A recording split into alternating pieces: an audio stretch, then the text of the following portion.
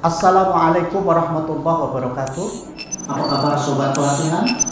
Pada kesempatan kali ini saya akan menyampaikan materi layanan peserta didik berkebutuhan khusus dalam implementasi kurikulum merdeka di madrasah.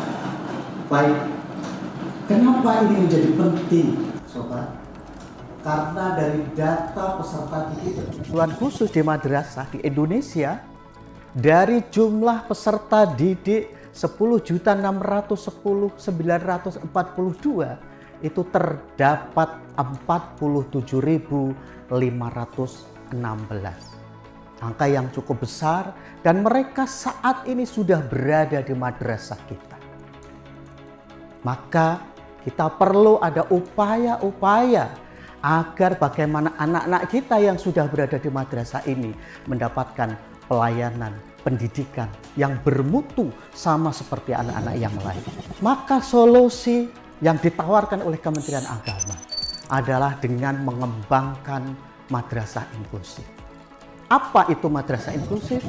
Madrasah inklusif adalah madrasah yang memberikan layanan pendidikan bagi peserta didik berkebutuhan khusus untuk mengikuti pendidikan secara bersama-sama dengan peserta didik pada umumnya. Mengapa ini harus kita lakukan? Tujuannya adalah untuk memastikan bahwa semua peserta didik memiliki akses terhadap pendidikan yang terjangkau, efektif, relevan, dan tepat di dalam wilayah tempat tinggalnya. Dan tentunya kita tahu bersama-sama, sobat, bahwa madrasah saat ini telah menjadi pilihan bagi masyarakat.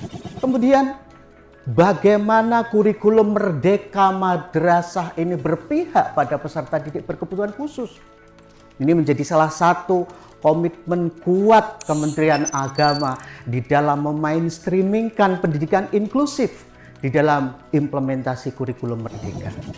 Tentunya kalau kita lihat bagian-bagiannya nanti akan ada kebijakan, ada ada pembelajaran dan asesmen, ada proyek penguatan profil pelajar Pancasila dan profil pelajar rahmatan lil alamin.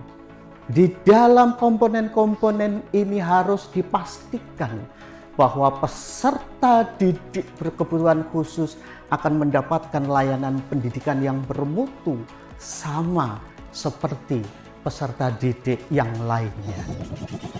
Sobat pelatihan yang saya banggakan, di dalam memahami kebijakan kurikulum merdeka, kita mengikuti regulasi-regulasi yang sudah ada, baik yang diberikan, yang diturunkan oleh Kemdikbudristek, kemudian yang telah dikeluarkan oleh Kementerian Agama. Kemudian di dalam penyelenggaraan pendidikan yang aksesibel terhadap peserta didik berkebutuhan khusus, itu setidak-tidaknya sudah ada banyak sekali regulasi. Regulasi tentang pendidikan inklusif yang sudah ada di madrasah itu meliputi PMA 90 tahun 2013 tentang penyelenggaraan madrasah, PMA 60 2015 tentang perubahan atas PMA 90 tahun 2003. Kemudian Kementerian Agama juga sudah menetapkan sebuah regulasi Kepdirjen Pendis nomor 604 tahun 2022 tentang juknis penetapan madrasah inklusif. Dan terakhir, Kementerian Agama sudah membuat sebuah regulasi Keputusan Dirjen Pendidikan Islam nomor 758 tahun 2022 tentang pedoman penyelenggaraan pendidikan inklusif di madrasah. Apa yang luar biasa dari kurikulum merdeka ini? Kita bisa lihat pemerintah selain menyiapkan capaian pembelajaran bagi anak-anak pada umumnya, pemerintah juga menyiapkan capaian pembelajaran pendidikan khusus bagi anak-anak berkebutuhan khusus dengan hambatan intelektual di madrasah. Yang kedua, pembelajaran berdiferensiasi. Pembelajaran berdiferensiasi ini luar biasa. Karena pembelajaran yang dirancang agar semua anak-anak bisa terlibat secara aktif di dalam kegiatan pembelajaran itu sendiri. Ini penting menjadi poin yang utama di dalam regulasi kurikulum Merdeka yang sudah ada. Yang kedua, kurikulum operasional madrasah. Di dalam mengembangkan kurikulum operasional madrasah ini, ada beberapa komponen yang mesti kita perhatikan. Komponen satu, saat kita melakukan analisis karakteristik atau kekhasan madrasah, sobat, ya, di dalam melakukan analisis karakteristik atau kekhasan madrasah perlu memperhatikan, perlu melihat kekuatan dan kelemahan. Apakah madrasah kita sudah melakukan layanan terhadap peserta didik berkebutuhan khusus? Apakah madrasah kita kalau memiliki PDBK sudah menyiapkan guru pembimbing khusus? Bagaimana sarana prasarana yang ada di lingkungan madrasah kita, apakah sudah ramah terhadap penyandang disabilitas? Ini satu hal yang perlu dipahami untuk kemudian kita bisa lakukan analisis karakteristik atau kekhasan madrasah. Yang kedua, komponen kedua ini, bagaimana saat kita menyusun visi, misi, dan tujuan madrasah. Sebaiknya di tahap-tahap awal bagi madrasah yang sudah memiliki PDBK, dalam menyusun visi, misi, dan tujuan madrasah perlu melibatkan stakeholder terkait. Contohnya, kita undang orang tua dengan anak-anak berkebutuhan khusus. Sehingga nanti rumusan visi, misi, dan tujuan madrasah kita itu pastinya hasilnya akan berpihak pada kehadiran PDBK di madrasah kita. Yang ketiga, pada komponen ketiga, pengorganisasian pembelajaran.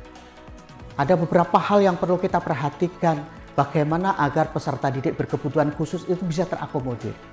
Pertama, saat bagaimana kita menyusun struktur kurikulum. Jadi struktur kurikulum yang dibuat pada madrasah yang memiliki PDBK itu sama dengan struktur kurikulum RA, MI, MTS, MA atau MAK. Tentunya dengan penyesuaian sesuai dengan kebutuhan PDBK yang ada.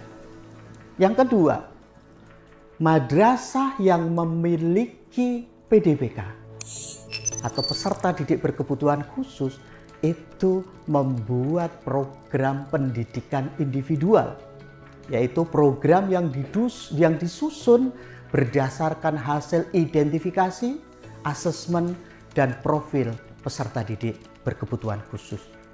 Yang ketiga adalah program kebutuhan khusus. Untuk apa program kebutuhan khusus atau PROKSUS ini? Adalah sebuah program untuk memaksimalkan indera yang dimiliki dan mengatasi keterbatasan yang ada pada peserta didik berkebutuhan khusus. Di sana ada pengembangan orientasi mobilitas, sosial, dan komunikasi untuk tunanetra. Ada pengembangan komunikasi persepsi bunyi dan irama untuk anak-anak tunarungu. Ada pengembangan diri untuk anak-anak tunagrahita. Untuk tunadaksa bisa dilakukan pengembangan diri dan gerak. Untuk anak-anak autis, pengembangan komunikasi, interaksi sosial, dan perilaku. Ini bisa dilakukan, distimulasikan di madrasah-madrasah kita. Tentunya kalau madrasah kita belum cukup punya sumber daya untuk melakukan ini, kita bisa melakukan kerjasama dengan pihak profesional lainnya. Yang keempat, bagaimana madrasah kita merancang pembelajaran yang di dalamnya ada peserta didik berkebutuhan khusus. Satu hal yang perlu kita perhatikan, bahwa capaian pembelajaran bagi peserta didik berkebutuhan khusus tanpa hambatan intelektual itu menggunakan capaian pembelajaran reguler dengan menerapkan prinsip modifikasi kurikulum. Bagi peserta didik berkebutuhan khusus dengan hambatan intelektual, dia dapat menggunakan capaian pembelajaran yang ada, yang berlaku di SLB, dan bisa juga dengan cara mengadaptasi CP madrasah reguler kita sesuai dengan kemampuan dan karakteristik peserta didik tersebut. Dan penentuan fase PDBK itu didasarkan pada hasil asesmen. Untuk metode pembelajaran, di dalam merancang pembelajaran, metode pembelajaran ini, pendidik akan mengembangkan metode pembelajaran dengan menggunakan berbagai strategi pendekatan, yaitu sesuai dengan jenis kekhususan, jenis kebutuhannya. Dan bagaimana menyusun pelaporannya? Pelaporan hasil belajar itu disusun seperti biasa, seperti laporan hasil belajar anak-anak pada umumnya, tetapi untuk peserta didik berkebutuhan khusus itu ditambah dengan surat keterangan yang berisi tentang capaian dan perkembangan peserta didik berkebutuhan khusus. Yang ketiga, sahabat, pembelajaran dan asesmen. Bagaimana pembelajaran dan asesmen dilakukan oleh madrasah kita bagi madrasah kita yang memiliki peserta didik berkebutuhan khusus.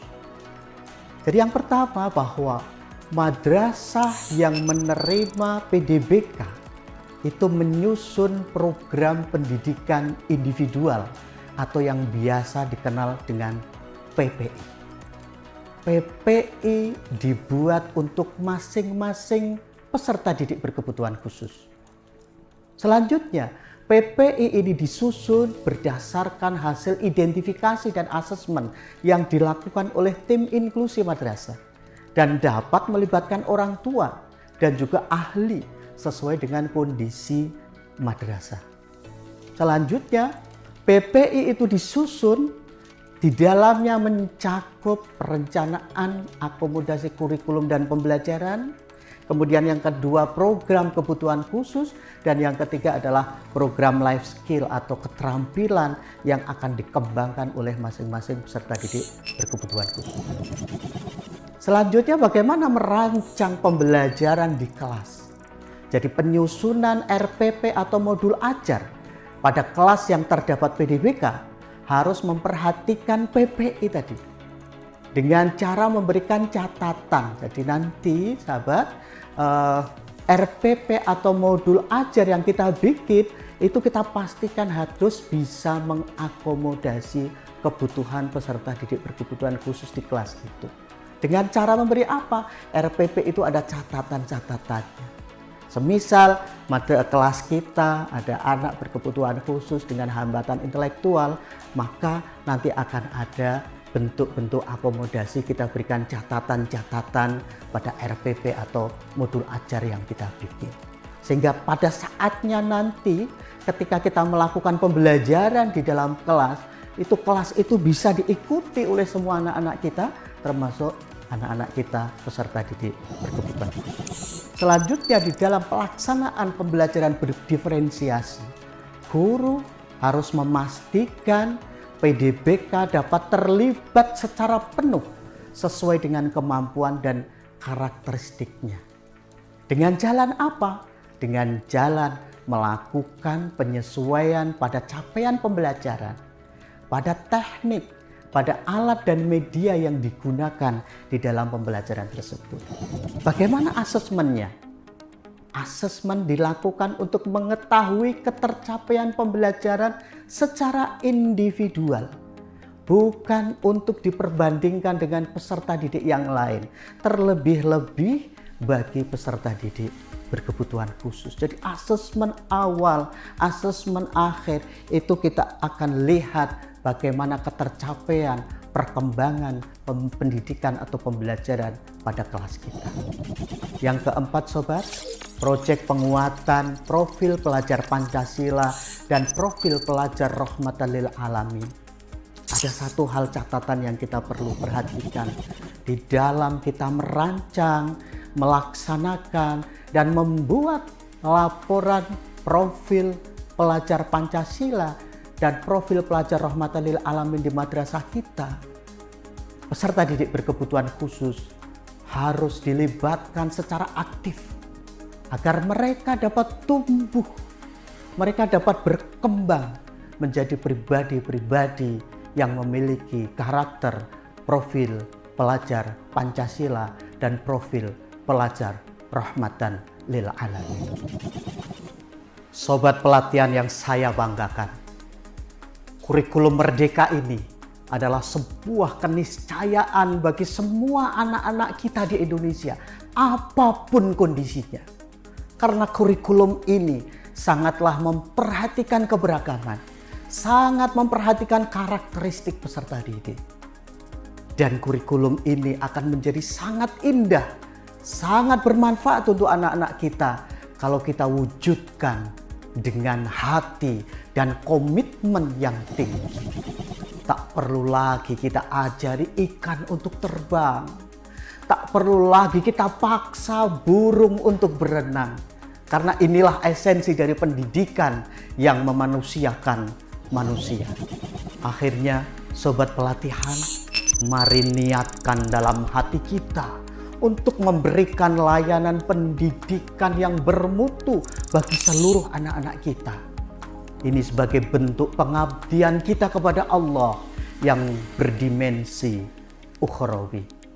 Sobat pelatihan, demikian materi dari saya. Tetap semangat mengikuti video selanjutnya. Wassalamualaikum warahmatullahi wabarakatuh.